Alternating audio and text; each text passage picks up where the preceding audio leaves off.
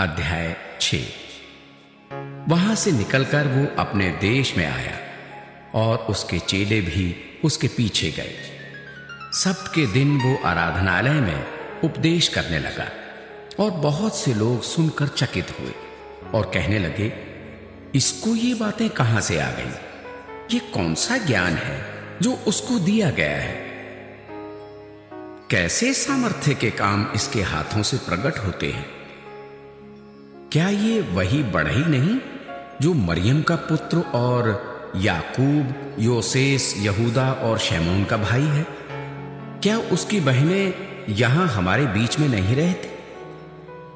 इसलिए उन्होंने उसके विषय में ठोकर खाई। यीशु ने उनसे कहा, भविष्यद्वक्ता का अपने देश और अपने कुटुंब और अपने घर को छोड़ और कहीं भी निरादर नहीं होता।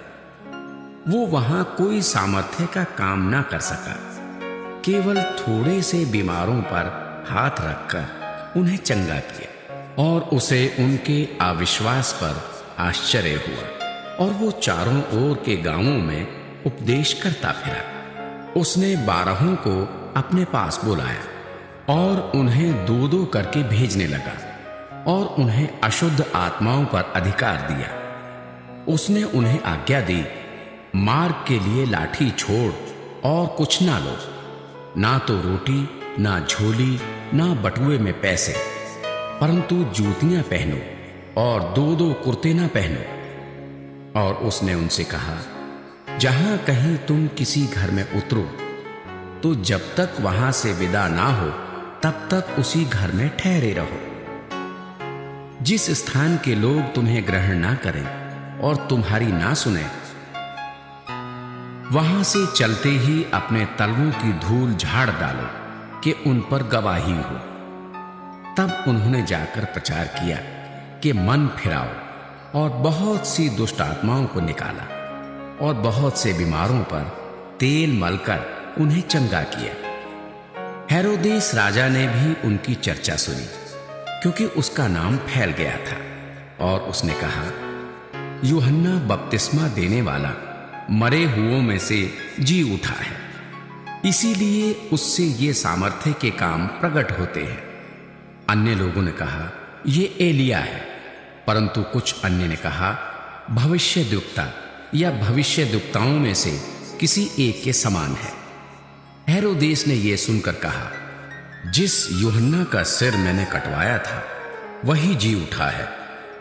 हेरोदेस ने अपने भाई फिलिपुस की पत्नी हेरोदियास के कारण, जिससे उसने विवाह कर लिया था, लोगों को भेजकर यूहन्ना को पकड़वाकर बंदी गृह में डाल दिया था, क्योंकि यूहन्ना ने हेरोदेस से कहा था, अपने भाई की पत्नी को रखना तुझे उचित नहीं।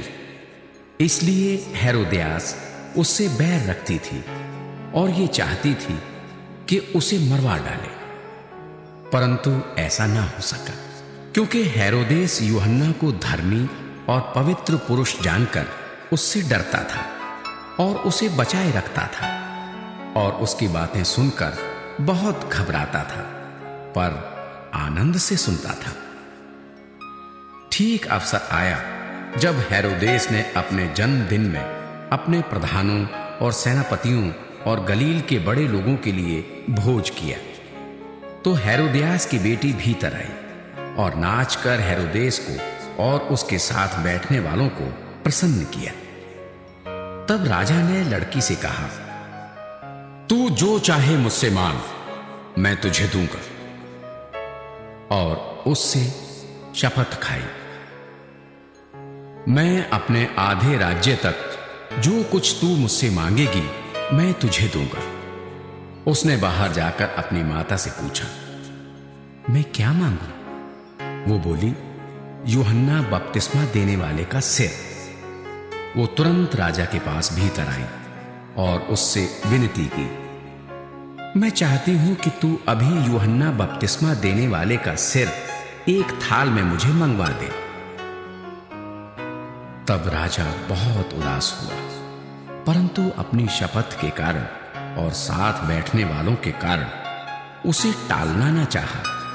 अतः राजा ने तुरंत एक सिपाही को आज्ञा देकर भेजा कि उसका सिर काट लाए। उसने जेल खाने में जाकर उसका सिर काटा और एक थाल में रख कर लाया और लड़की को दिया, और लड़की ने अपनी मां को दिया। ये सुनकर यूहन्ना के चेले आए और उसके शव को ले गए और कब्र में रखा। प्रेरितों ने यीशु के पास इकट्ठे होकर जो कुछ उन्होंने किया और सिखाया था सब उसको बताया। उसने उनसे कहा, तुम आप अलग किसी एकांत स्थान में चलकर थोड़ा विश्राम करो, क्योंकि बहुत लोग आते जाते थे और उन्हें खाने का अवसर भी नहीं मिलता था। इसलिए वे नाव पर चढ़कर सुनसान जगह में अलग चले गए। बहुतों ने उन्हें जाते देखकर पहचान लिया और सब नगरों से इकट्ठे होकर वहां पैदल दौड़े और उनसे पहले जा पहुंचे। उसने उतरकर बड़ी भीड़ देखी और उन पर तरस खाया, क्योंकि वे उन भेड़ों के समान थे जिनका कोई रखवाला ना हो, और वो उन्हें बहुत सी बातें सिखाने लगा। जब दिन बहुत ढल गया तो उसके चेले उसके पास आकर कहने लगे, ये सुनसान जगह है और दिन बहुत ढल गया है, उन्हें विदा करके चारों ओर के गांवों और बस्तियों में जाकर अपने लिए कुछ खाने को मोल ले। उसने उत्तर दिया, तुम ही उन्हें खाने को दो। उन्होंने उससे कहा, क्या हम 100 दिनार की रोटियां मोल लें और उन्हें खिलाएं? उसने उनसे कहा, जाकर देखो तुम्हारे पास कितनी रोटियां हैं। उन्होंने मालूम करके कहा, 5 और 2 मछली भी। तब उसने उन्हें आज्ञा दी कि सबको हरी घास पर पांति पांति में बैठा दो। वे 100 और 50 करके पांति पांति बैठ गए। उसने उन 5 रोटियों को और 2 मछलियों को लिया और स्वर्ग की ओर देखकर धन्यवाद किया और रोटियां तोड़ तोड़ कर चेलों को देता गया कि वे लोगों को परोसें, और वे 2 मछलियां भी उन सब में बांट दी। सब खाकर तृप्त हो गए और उन्होंने टुकड़ों से 12 टोकरियां भरकर उठाई, और कुछ मछलियों से भी।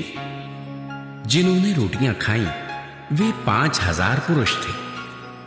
तब उसने तुरंत अपने चेलों को नाव पर चढ़ने के लिए विवश किया कि वे उससे पहले उस पार बैतसैदा को चले जाएं, जब तक कि वो लोगों को विदा करे। उन्हें विदा करके वो पहाड़ पर प्रार्थना करने को गया। जब सांझ हुई तो नाव झील के बीच में थी और वो अकेला भूमि पर था। तब उसने देखा कि वे खेते खेते घबरा गए हैं, क्योंकि हवा उनके विरुद्ध थी। तो रात के 4थे पहर के निकट वो झील पर चलते हुए उनके पास आया और उनसे आगे निकल जाना चाहता था, परंतु उन्होंने उसे झील पर चलते देखकर समझा कि भूत है और चिल्ला उठे, क्योंकि सब उसे देखकर घबरा गए थे। पर उसने तुरंत उनसे बातें की और कहा, ढांढस बांधो, मैं हूं, डरो मत। तब वो उनके पास नाव पर आया और हवा थम गई और वे बहुत ही आश्चर्य करने लगे। वे उन रोटियों के विषय में ना समझे थे, क्योंकि उनके मन कठोर हो गए थे। वे पार उतरकर गन्नेसरत में पहुंचे और नाव घाट पर लगाई। जब वे नाव पर से उतरे तो लोग तुरंत उसको पहचान कर आसपास के सारे देश में दौड़े और बीमारों को खाटों पर डालकर जहां जहां समाचार पाया कि वो है वहां वहां लिए फिरे। और जहां कहीं वो गांवों, नगरों या बस्तियों में जाता था, लोग बीमारों को बाजारों में रखकर उससे विनती करते थे कि वो उन्हें अपने वस्त्र के आंचल ही को छू लेने दे, और जितने उसे छूते थे सब चंगे हो जाते थे।